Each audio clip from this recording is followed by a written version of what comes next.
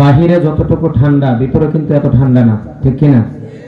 কারণ এখানে আল্লাহর রহমত আছে, কথা কোন ঠিক কিনা? এটা হচ্ছে জান্নাতের বাগান, এতে কোনো সন্দেহ নাই। আল্লাহ রাসূল বলেছেন মাজালিসুল ইলম হিয়া রাউজাতুম মির রিয়াজিল জান্নাহ, যেখানে কোরআন এবং হাদিসের আলোচনা করা হয় ওই জায়গাটা দুনিয়ার কোনো সাধারণ জায়গা থাকতে পারে না, নিঃসন্দেহে ওই জায়গাটা জান্নাতের বাগান। আজকের এই জান্নাতের বাগানে আমরা আসতে পেরেছি, বসতে পেরেছি, সেই জন্য আমরা খুশি নাকি বেজার? জবানটা খুলে একবার বলি আলহামদুলিল্লাহ। আসসালাতু ওয়াসসালামু আলাইকা ইয়া রাসূলুল্লাহ,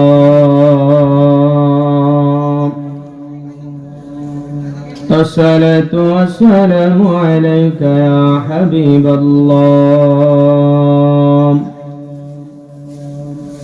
আসসালাতু ওয়াসসালামু আলাইকা ইয়া শাফিআল মুজনাবিন, আসসালাতু ওয়াসসালামু আলাইকা ইয়া রাহমাতাল লিল আলামিন,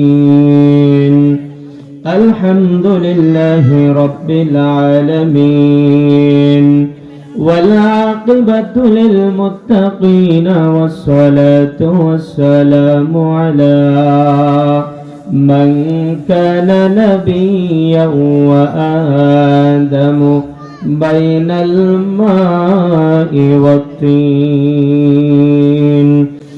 وعلى آله وأصحابه وأزواجه وذريته وأهل بيته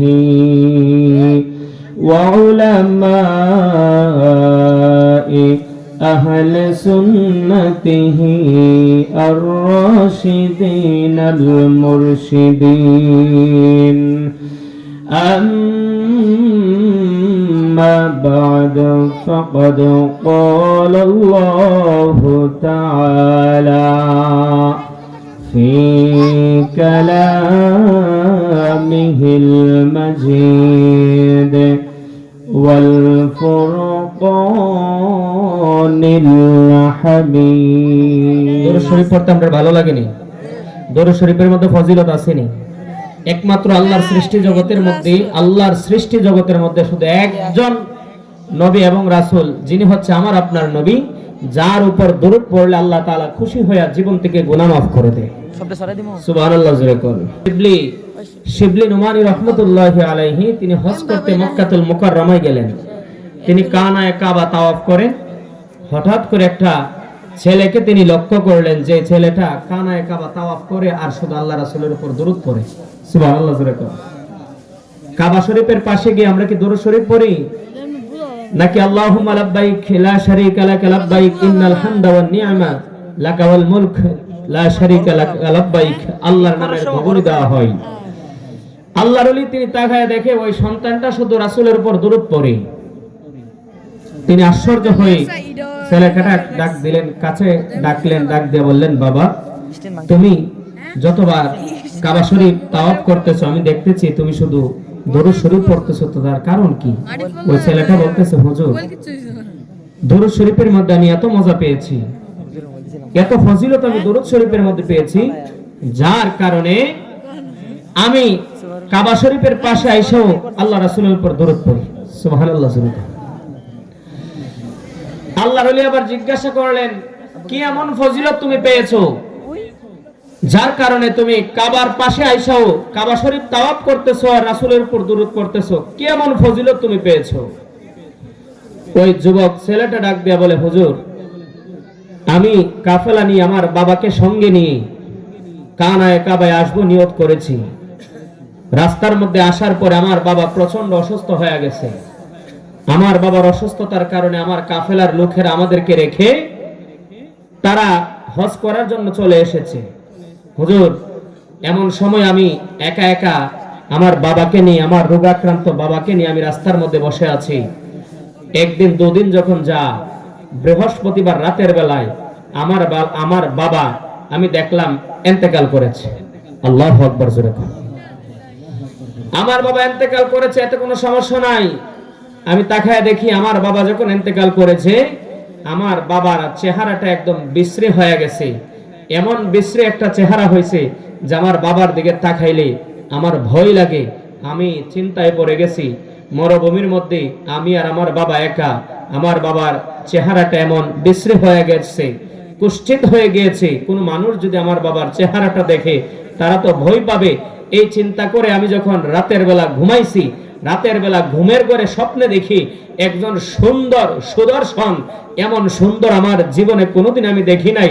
আমরা যে তাঁবুর মধ্যে আমার বাবার লাশ সাথে নিয়ে ঘুমায় আছি, আমার তাঁবুর মধ্যে সুন্দর একজন ব্যক্তি হাজির, যার সৌন্দর্যের কারণে আমার তাঁবুর অন্ধকার দূর হয়ে গেছে। আমার মনে হচ্ছে যার সৌন্দর্যের কারণে সারাটা পৃথিবী আলোকিত হয়ে গেছে। সুবহানাল্লাহ। আমার ভাইরা, বন্ধুরা, বাবারা, ওই যুবক ছেলেটা আল্লাহর ওলি নুমান শিবলিকে ডাক দিয়ে বলে, গো আল্লাহর ওলি, আগো হুজুর, মরুভূমির মধ্যে আমি তাকায় দেখি আমার বাবা যখন ইন্তেকাল করেছে, আমার বাবার চেহারাটা একদম বিশ্রী হয়ে গেছে। চেহারার দিকে তাকানো যায় না। আমার বাবার চেহারাটা এত ভয়ঙ্কর হয়ে গেছে, আমাদের সঙ্গের সাথীরা আমাদেরকে একা একা রেখে যখন তারা চলে আসলো বাবার লাশটাকে সাথে নিয়ে, আমি বারাক্রান্ত হৃদয় নিয়ে মনের মধ্যে অনেক কষ্ট যাতনা নিয়ে আমি ঘুমিয়ে পড়লাম। রাত্র যখন গভীর হয়ে গেছে, আমি দেখলাম স্বপ্নের যুগে আমাদের কাফেলার মধ্যে, আমাদের তাঁবুর মধ্যে সুদর্শন এত সুন্দর যেন পূর্ণিমার চাঁদ তার চেহারার মধ্যে উদিত হয়েছে। আগা হুজুর, আমি তাকায় দেখি যার আগমনের কারণে আমার তাঁবুটা একদম সুন্দর হয়ে গিয়েছে। এত সুন্দর মনে হচ্ছে সারাটা পৃথিবী তার নূরের আলোতে আলোকিত হয়ে গেছে। আমি দেখতে পাইলাম তিনি আমার ঘরের মধ্যে এসে আমার মাথার মধ্যে হাত বুলায় বলে, সন্তান, তুমি কেন কান্দো? আমি বললাম, দেখেন না আমার বাবার চেহারাটা কেমন বিলীন হয়ে গেছে, কেমন বিশ্রী হয়ে গেছে। এই কথা যখন আমি বললাম, ওই সুন্দর মানুষটা আমার বাবার চেহারার মধ্যে যখন হাত বুলাইলো, আমার বাবার চেহারার মধ্যে হাত বুলাইতে দেরি হয়েছে। আমি তাকায় দেখি আমার বাবার চেহারাটা একদম সুন্দর হয়ে গেছে। জোরে কোন আল্লাহু আকবার। আমার বাবার চেহারা সুন্দর, আবার তিনি আমার ঘর থেকে চলে যাবেন। আমি ওনার কদমের মধ্যে ধরলাম, দুইটা পায়ের মধ্যে আমি জড়ায় ধরছি। আমি জিজ্ঞাসা করলাম, আপনি কে? গভীর রজনীতে মরুভূমির মধ্যে আমাদেরকে দেখার মতন কেহই নাই, আপনি কে গো? আপনি আজকে আমার ঘরের মধ্যে হাজির হয়ে গেছেন, আপনি আমার বাবার চেহারার মধ্যে হাত বোলালেন, বাবার চেহারাটা সুন্দর। আমি আবার জানতে চাইলাম, তেনার কদমের মধ্যে ধরে আমি যখন কান্নাকাটি করতে লাগলাম, আকুতি মিনতি যখন করতে লাগলাম, এবার আমার মাথার মধ্যে হাত বুলায়া তিনি আমাকে বসা থেকে উঠালেন, ডাক দেয়া বলে, উম্মত, তুমি আমাকে চিনোনি? আমি কে? আমি হচ্ছি রাহমাতুল লিল আলামিন, মদিনার কামলিওয়ালা নবী আজকে তোমার ঘরের মধ্যে হাজির হয়ে গেছে। জোরে কোন আল্লাহু আকবার, আর জোরে কোন আল্লাহু আকবার। আমার নবী হাজির হতে পারে কি পারে না? আমার নবী জিন্দা নাকি মরা? আওয়াজে বোঝা যায় আপনার মধ্যে সমস্যা আছে। জোরে কোন নবী জিন্দা নাকি মরা?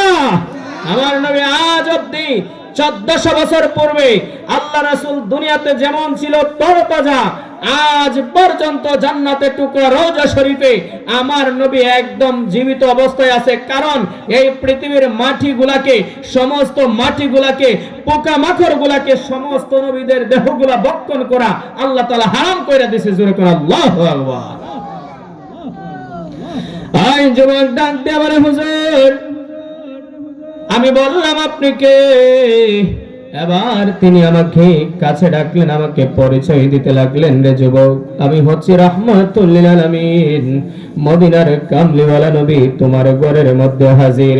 আমি আবার খুশি আত্মহারা হয়েছি। আমি ডাক দিয়ে বললাম, ইয়া রাসূলুল্লাহ, ইয়া হাবিবাল্লাহ, ও মায়ার নবী গো,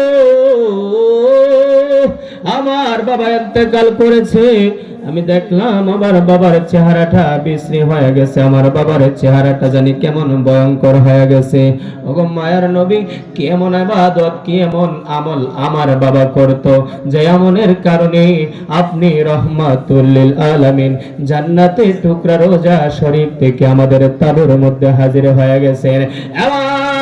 আমার নবী ডাক দেয়া করে, যুবক, রে যুবক, তোমার বাবা প্রতি বৃহস্পতিবার রাত্রের বেলা আমি দয়াল নবীর উপর 100 বার দরুদ শরীফ পড়তো। জোরে কোন, আর জোরে। আবার বলেন, ইয়া রাসূলুল্লাহ, হাবিবাল্লাহ, কি আমার বাবা করত যে ইবাদতের কারণে আমার বাবার এত সম্মান হয়েছে? রহমাতুল লিল আলামিন বলেন, এ যুবক, প্রতি বৃহস্পতিবার রাত্রের বেলা তোমার বাবা এশার নামাজের পরে আমি মদিনার নবীর উপর 100 বার দরুদ শরীফ পড়তো। আমি তোমার বাবার দরুদ শরীফটা ফেরেশতা যখন আমার কাছে পৌঁছাইতো, আমি দেখতাম আজকে বৃহস্পতিবার রাত্রের বেলা আমার সমস্ত উম্মতের আমলনামা আমি নবীর কাছে পেশ করা হচ্ছে। আমি তালাশ করে দেখতে লাগলাম, সবার দরুদ আমার কাছে আসে, সবার আমলনামা ফেরেশতারা আমার কাছে নিয়ে আসলো, কিন্তু আজকের এই রাত্রিতে তোমার বাবার ইবাদত, তোমার বাবার দরুদ শরীফ আমি রহমাতুল লিল আলামিনের কাছে আসা হয় না।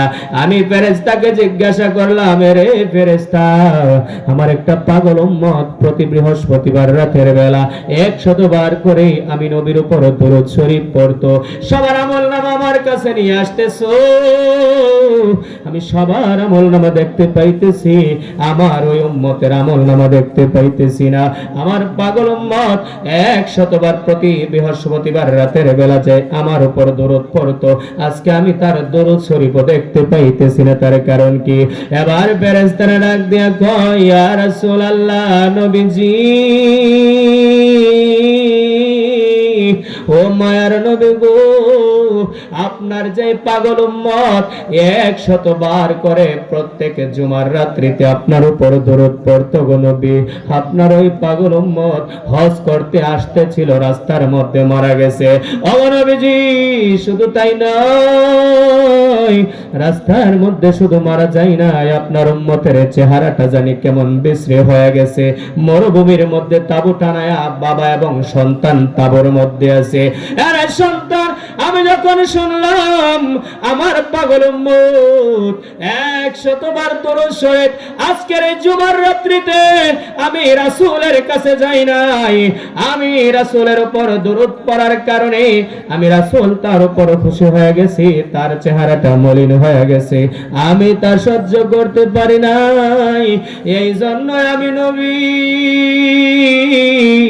রহমতের নবী, মায়ার নবী রওজা শরীফ থেকে তোমার তাবুর মধ্যে চলে এসেছি, তোমার বাবার চেহারার মধ্যে হাত বোলায়া দিয়েছি, তোমার বাবার চেহারাটা সুন্দর হয়ে গেছে।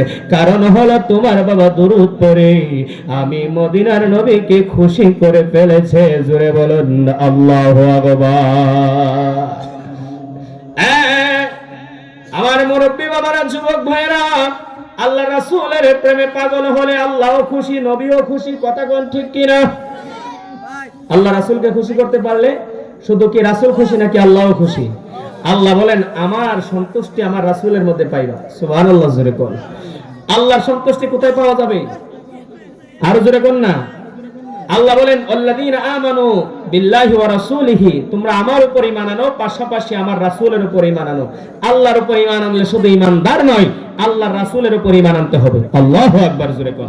আর আপনি যখন, আমি যখন আল্লাহর রাসূলের উপর ঈমান আনব, তখন বিভিন্ন বালা মুসিবত, অনেক পরীক্ষার সম্মুখীন আমাকে আপনাকে হতে হবে।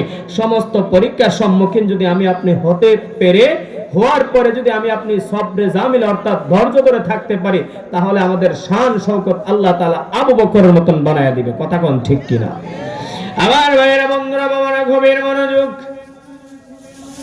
আমার নবী হচ্ছে সর্বশ্রেষ্ঠ, আল্লাহর নবী হচ্ছে সর্বশ্রেষ্ঠ। আমার নবীকে আল্লাহ তাআলা সমস্ত শ্রেষ্ঠত্ব প্রদান করেছেন।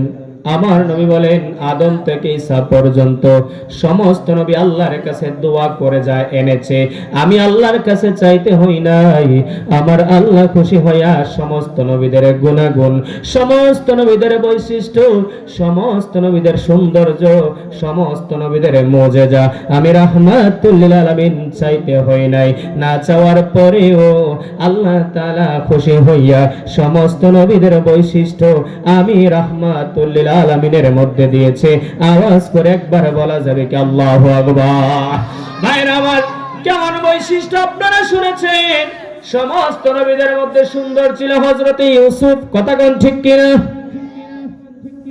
ইউসুফ আলাইহিস সালাম এত সুন্দর ছিল যার চেহারার দিকে তাকায়া মিশরের মহিলারা হাতের আঙ্গুল পর্যন্ত কাইটা দিচ্ছেন। আপনারা শুনেন নাই? মিশরের মহিলারা হাতের আঙ্গুল পর্যন্ত কাইটা দিছে। আম্মা জান আয়েশা সিদ্দিকা রাদিয়াল্লাহু তাআলা আনহা বলেন, মিশরের মহিলাদেরকে যদি আমার স্বামীর চেহারা দেখানো যাইতো তাহলে তারা তাদের আঙ্গুল নয় তাদের কলিজা পর্যন্ত কাইটা দিত। আল্লাহু আকবার। তাহলে ইউসুফ নবী বেশি সুন্দর ছিল নাকি আমার নবী? কথা কোন?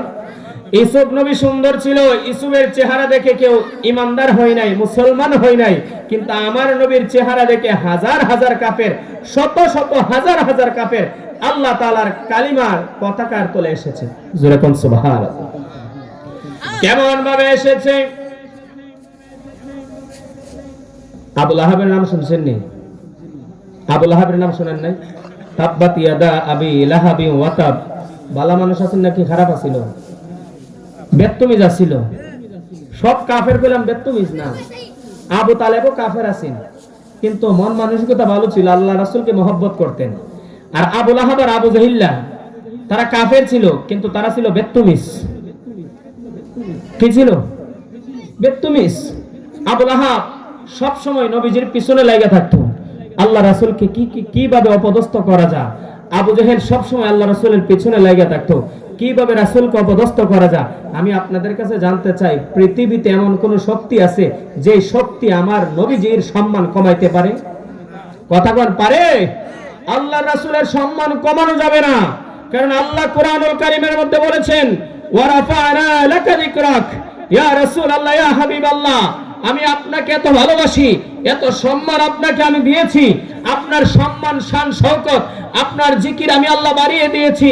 শুধু দুনিয়া নয়, কবরের জগৎ নয়, হাসরের মাঠে, জান্নাতে, উভয় জগতে আমি আল্লাহর ক্ষমতা যতদিন থাকবে ততদিন পর্যন্ত আপনার সম্মান আমি আল্লাহ বহুগুণে বৃদ্ধি করতেই থাকবো। আওয়াজ করে বলেন আল্লাহু আকবার। ওই আবু লাহাব আল্লাহ রাসূলের সব সময় পিছ কাটতেন, আল্লাহ রাসূলের বিরোধিতা করতেন। আবু লাহাব আর তার স্ত্রী হাঁটতেন আর বলতেন, মুহাম্মদের কাছে যাও না, মুহাম্মদের কাছে যদি যাও মুহাম্মদ একটা পাগল, তোমরা নিজেরাও পাগল হয়ে যাইবা। আমি আপনাদের কাছে জানতে চাই, আমার নবী কি পাগল ছিল? জোরে কোন।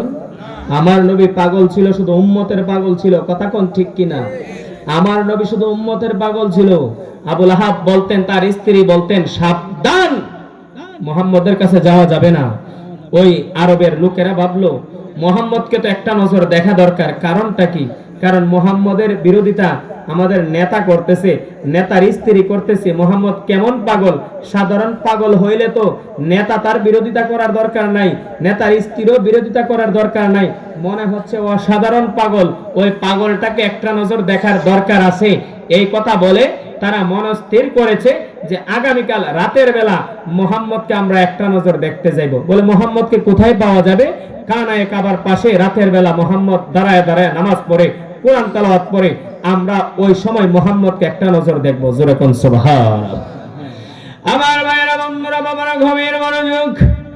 আমার নবী রহমতের নবী, মায়ার নবীর মনটা বেজার হয়ে গেছে। ডাক দেয়া বলে, আরে জিবরাইল, আমার আল্লাহর কাছে গিয়ে বলো, এতদিন বাহিরের লোক আমার বিরোধিতা করেছে, আজকে আমার ঘরের লোক আমার বিরোধিতা করা শুরু করে দিয়েছে। জিবরাইল, আমার কাকা, আমার কাকি, আরবের নেতা আবু লাহাব আর তার স্ত্রী আমার বিরোধিতা করতে লাগলো। আমি রাস্তা দিয়ে হাঁটি, মানুষগুলো আমাকে পাগল পাগল বলে গালমন্দ করে। আমার আল্লাহ ডাক দিয়া কয়, জিবরাইল, ও জিবরাইল আমার বন্ধুর কাছে তুমি সুসংবাদ পৌঁছায়া দাও, আমার বন্ধুর মনটা খারাপ, তুমি আমার বন্ধুর কাছে গিয়ে বলো আমার বন্ধুকে তারা পাগল বলে, আমি তাদের সমস্ত অপবাদ আমার বন্ধুর কাছ থেকে, আমার বন্ধুর কাছ থেকে নামিয়ে নিব। জিবরাইল আমার বন্ধুর কাছে গিয়ে বলো পাগলটাকে যারা একটা নজরে দেখার জন্য আসবে, আমি আল্লাহ তাদের হৃদয়টা ঘুরায়া তাদেরকে আমার বন্ধুর জন্য পাগল বানায়া দিব। জোরে বলুন আল্লাহু আকবার। হযরত জিবরাইল এসে বললেন ইয়া রাসূলুল্লাহ, মায়ার নবী গো, আল্লাহ পাক রব্বুল আলামিন আপনার কাছে আমি জিবরাইলকে পাঠাইছি আর ওহী প্রেরণ করেছি। ইয়া রাসূলুল্লাহ আপনার মন খারাপ, আপনার মন বেজারের কোনো কারণ নাই। আপনার চাচা আর আপনার চাচি আপনার বিরোধিতা করতে লাগলো, ওগো ইয়া রাসূলুল্লাহ তাদেরকে আপনার কাছে আসতে দেন, আসার পরে বাকি ব্যবস্থা আমার আল্লাহ করবে। আমার নবী রহমতের নবী এশার নামাজের পরে কানায় কাবার পাশে দাঁড়ায়া কোরআন তেলাওয়াত করতে লাগলেন। এমন সময় আরবের কাফেররা আমার নবীজিকে একটা নজর দেখার জন্য তারা চলে আসলো।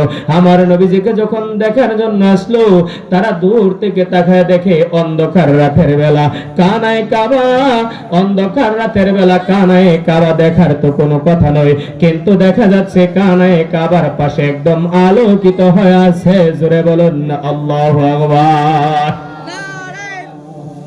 নারায়ে তাকবীর, নারায়ে রিসালাত। প্রধান আকর্ষণের আগমন এই মাহফিলের পক্ষ থেকে। আপনারা কি ঘুমিয়ে গেছেন? মানুষ তো মাশাআল্লাহ অনেক, যদি কথা না বলেন তাহলে তো হুজুররা ওয়াজ করতে শরীরে তো ইমেজ আসবে না।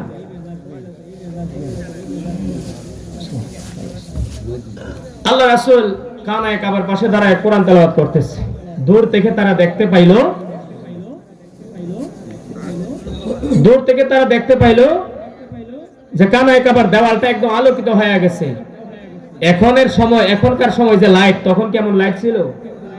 তারা আশ্চর্য হয়ে গেছে, এত সুন্দর কানায় কাবা দেখা যাচ্ছে, তার কারণ কি, তার রহস্য কি? তারা কাছে গেলেন, গিয়ে দেখলেন কোনো লাইট নাই, কোনো বিদ্যুৎ নাই, সৌর বিদ্যুৎ নাই, বিশেষ কোনো লাইট নাই। তাহলে কানায় কাবা কেন আলোকিত হয়েছে? তারা তাকায় দেখে আমার নবীর, আপনার নবীর চেহারা মোবারকের নূরের আলোতে অন্ধকার রাতের বেলা কানায় কাবার দেওয়াল একদম আলোকিত হয়ে আসছে। সুবহানাল্লাহ, জোরে কইতেন না? তারা মনে মনে বললেন, আরবের কাফেররা এবার সাক্ষী দিতে লাগলেন, যার চেহারার মধ্যে আল্লাহ এত সৌন্দর্য দিয়েছে, যার চেহারার আলোতে কানায় কাবার দেওয়াল একদম আলোকিত হয়ে গেছে, যার চেহারার আলোতে রাতের অন্ধকার দূর হয়ে যেতে পারে, ওই মুহাম্মদ কখনো পাগল হতে পারে না। আমাদের নেতা এবং নেত্রীর সমস্ত ধারণা ভুল, তাদের কথা মিথ্যা, মুহাম্মদ পাগল নয়। আজকে আমরা মুহাম্মদের জন্য পাগল হয়ে গেছি। আল্লাহর রাসূলের কদমের মধ্যে চলে গেলেন, গিয়া বললেন ইয়া রাসূলুল্লাহ, ইয়া হাবিবাল্লাহ, আর দেরি করা যাবে না, আমরা এসেছি আপনার হাতে, আমরা কালিমা, আপনার হাতে হাত রেখে কালিমা পড়তে চাই, আপনি আমাদেরকে মুসলমান বানায় দেন। জোরে কোন আল্লাহু আকবার। ওই নবীর পক্ষে আমরা থাকতে চাই কি চাই না? আর জোরে বলেন, চাই কি চাই না? আল্লাহ রাসূলের পক্ষে থাকলে আল্লাহ রাসূলের হুকুম মানার দরকার আসেনি? জোরে কোন। বছর একবার এই মাহফিল, মসজিদের মাঠে মাহফিল হয়, দৈনিক 5 ওয়াক্ত মসজিদের মাইকের মধ্যে আজান হয়, ঠিক কি না? মসজিদের মাঠে বছর একবার মাহফিল হয়, হুজুররা আসে, আপনারা আসেন, আমরা আসি, আলোচনা করে সুন্দর সুন্দর কথা শুনি। কিন্তু মসজিদের মাইকের মধ্যে প্রত্যেকদিন 5 বার আমাদেরকে আল্লাহর পথে ডাকা হয়, কল্যাণের জন্য ডাকা হয়। আপনি আমি কল্যাণ চাই, দুনিয়ার কোথাও আপনি কল্যাণ পাবেন না। যখন মুয়াজ্জিন বলে হাইয়া আলাস সালাহ, হাইয়া আলাল ফালাহ, তুমি নামাজের জন্য আসো, কল্যাণের জন্য আসো, অর্থাৎ আপনি যদি কল্যাণ পেতে চান নামাজ পড়তে হবে, মসজিদে যাইতে হবে, নামাজের মধ্যে কল্যাণ আছে। আল্লাহ তাআলার কি সুন্দর সিস্টেম, হাইয়া আলাস সালাত, প্রথমে বলেছেন নামাজের জন্য আসো, তারপরে বলেছেন হাইয়া আলাল ফালাহ, কল্যাণের পথে আসো। তার মানে হচ্ছে নামাজ একমাত্র মানুষকে কল্যাণের পথ দেখাইতে পারে। কথা কোন ঠিক কিনা? আর আওয়াজ করে বলেন ঠিক কিনা? তাহলে আমরা কি নামাজ পড়বো, নাকি আজান দিলে কম্বলটা আরো টান দিয়া শরীরের মধ্যে দিয়ে রাখবো? যে ঠান্ডা পানি, কেমনে নামাজ পড়ুন? ঠিক নেই? ইমানদারের শরীরে কখনো ঠান্ডা লাগতে পারে না। কথা কোন ঠিক কিনা? আল্লাহ তাআলা আমাদের সবাইকে 5 ওয়াক্তের নামাজ হিসেবে কবুল করুক। সকলে বলে আমিন। আজকের এই মাহফিলকে কবুল করুক। এলাকাবাসী মুর্দাগান যারা কবরে শুয়ে গেছে, আল্লাহ তাআলা প্রত্যেকটা কবরকে জান্নাতের টুকরা করে দিক, এই আশা ব্যক্ত করে আমি আপনাদের কাছ থেকে বিদায় নিচ্ছি। আসসালামু আলাইকুম ওয়া রাহমাতুল্লাহি তাআলা ওয়া বারাকাতুহু।